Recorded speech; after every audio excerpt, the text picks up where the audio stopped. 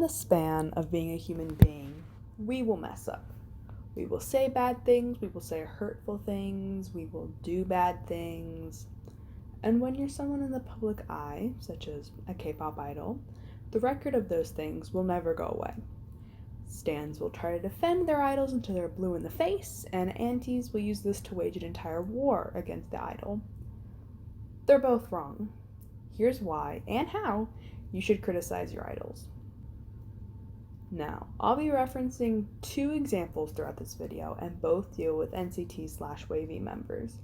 Not because I have a personal vendetta against NCT, but because I am an NCT stan, and it would be rather hypocritical of me to discuss why and how you should criticize idols, especially the ones you like, and then not criticize the idols that I like.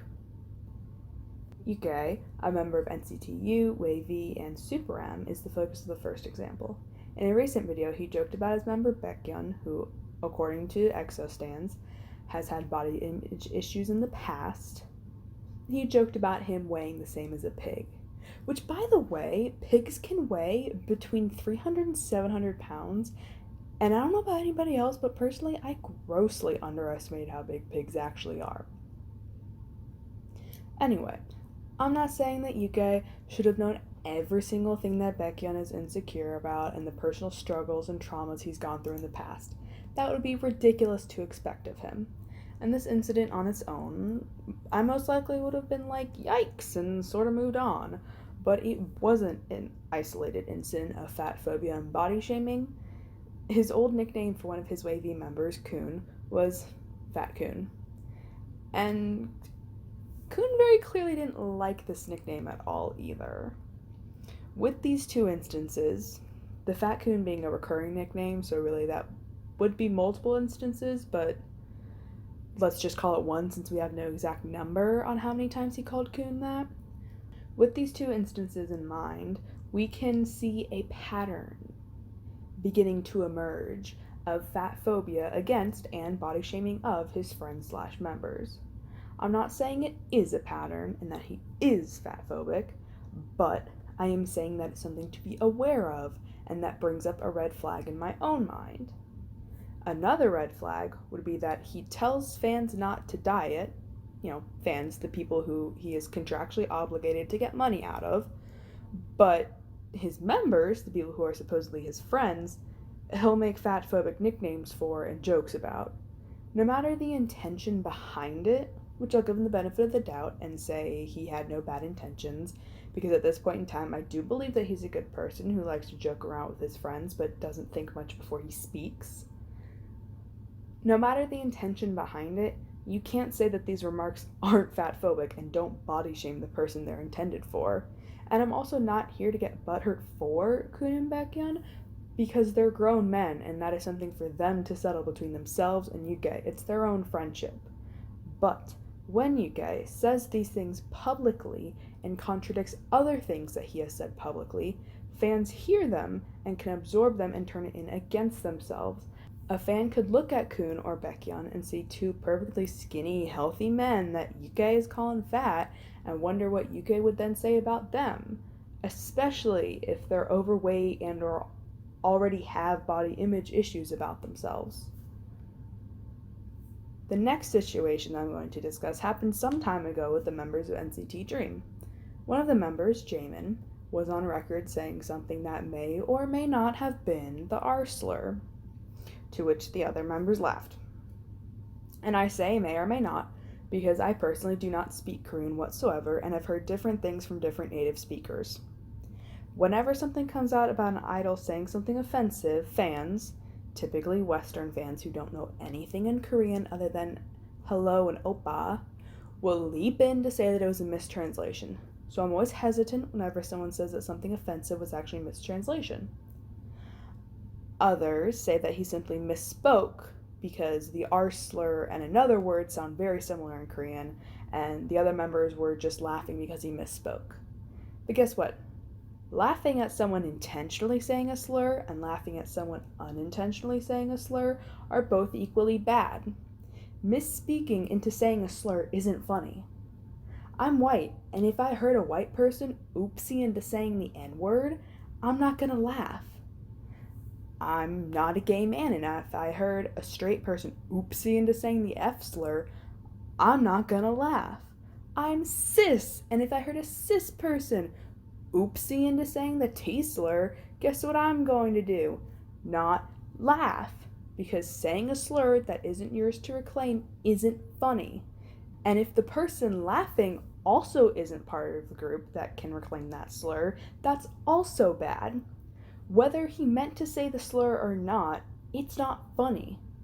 I firmly believe that Jamin and the other members that laughed at it are all at fault in this situation, whether it was said intentionally or on accident.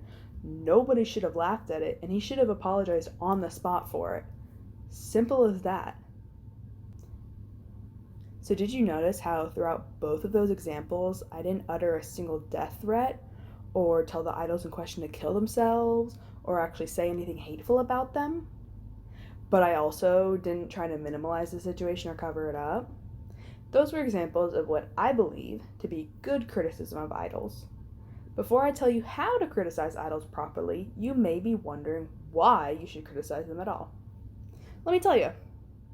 As I briefly mentioned in the example with Yuke, the words and actions of idols carry weight to them, as do with anyone in the public eye. Other Western celebrities, actors, models, politicians, anyone in the public eye, their words and actions carry weight to them, whether they realize it or not, and no matter their intentions behind them.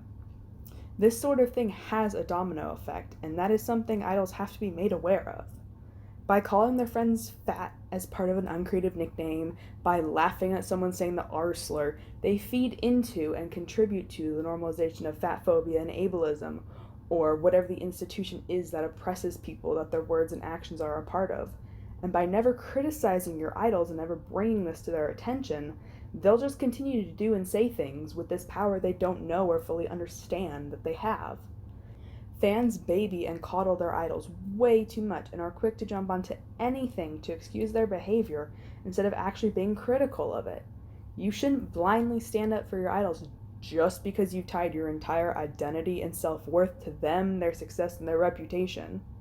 These people are grown adults, typically. I'll discuss criticizing idols who are minors in a moment. And grown adults should be criticized when they do something wrong. You shouldn't protect them from the horrors of the world, such as, oh God, being held accountable for their words and actions. You should be one of the people doing that, holding them accountable. Now, if the idol is a minor, you still don't coddle them. You should still hold them accountable. Being a minor doesn't automatically mean that you can do no wrong ever and should never be criticized whatsoever. Because if a minor doesn't learn that what they're doing or saying is wrong, they'll keep doing it as an adult. As a fan, you shouldn't use an idol's age as a shield against valid criticism, because you'll be doing nothing but hurting that idol in the long run. If your idol is really as good a person that you believe they are, they'll take the criticism in stride and apologize and work to educate and better themselves. Simple as that. And if they don't, I hate to say it, but they may not actually be as good of a person as you believe that they are. And if you don't want them to address it and you'd rather pull bullshit excuses out of your ass like mistranslations when you don't speak the language or weaponizing mental health and suicide against critics, you're enabling and feeding into the problem as well. So now that I've hopefully convinced you that you should criticize idols, especially the ones you like, you may be wondering how to go about doing it in a way that's constructive and helpful. Let me give you some pointers.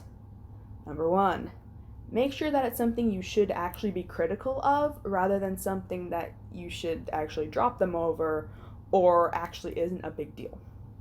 In my last video, I discussed the Kim Ujin situation.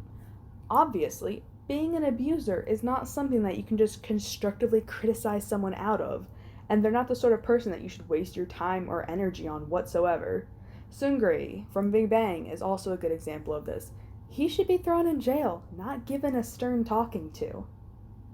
Now, if the thing that you want to criticize your idol for is like a normal human thing, like dating, don't criticize them for that. Dating and having a romantic relationship is not something you should get butthurt about as a fan. Leave them and their significant other alone. Number 2, don't send death threats or tell them to kill themselves. This should be self-explanatory, I hope. But if it's not, then let me state the obvious here. Telling someone to kill themselves or threatening to kill someone is never good. Don't do that. Not only does it make you a shitty person, but the person you're saying it to can then use that to deflect valid criticism by using your death threats as an example that it's all mindless hate. Don't do it. The goal here isn't supposed to be to make them hate themselves. It's to make them realize that they've done something wrong and they need to educate themselves and rectify the situation. Number 3, don't minimalize the situation or coddle them. Just tell them point blank what they did and or said and why it was offensive or problematic or wrong of them to do and or say. Don't sugarcoat it whatsoever. They need to understand the gravity of the situation and how it's affected people and why exactly it was wrong.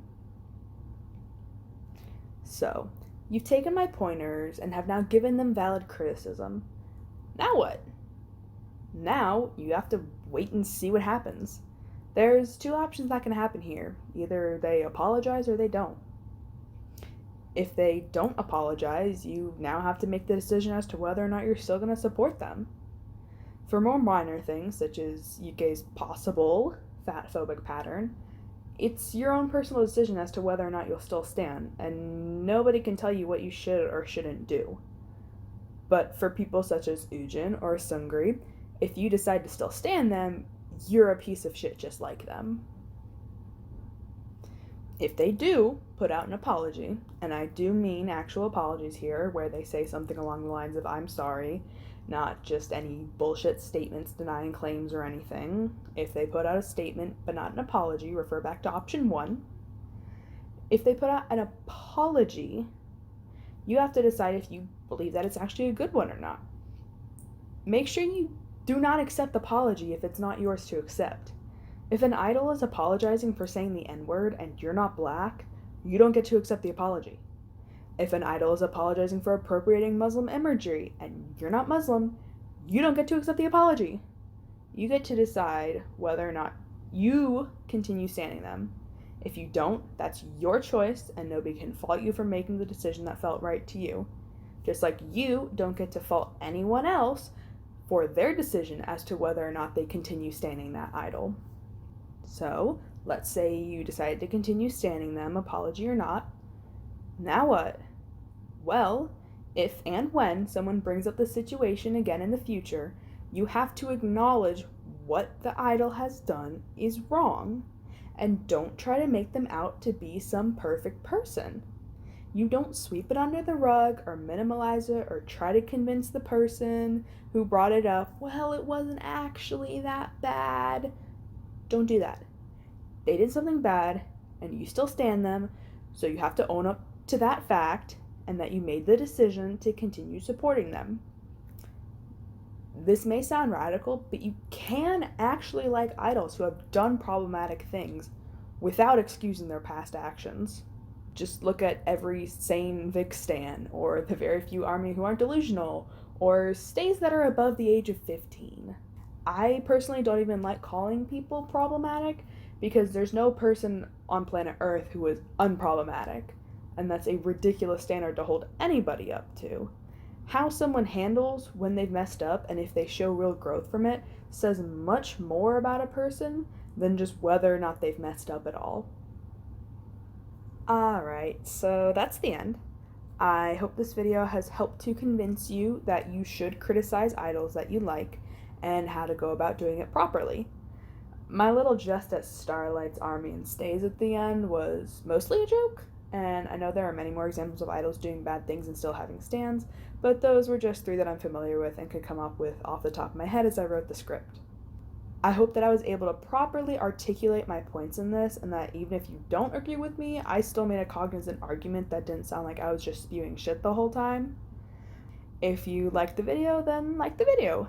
If you have something to say, then leave a comment. If you want to see more from me, then subscribe. And if you really want to see more from me, then hit the bell too. Thanks for watching, and I'll catch you in another video sometime. Bye!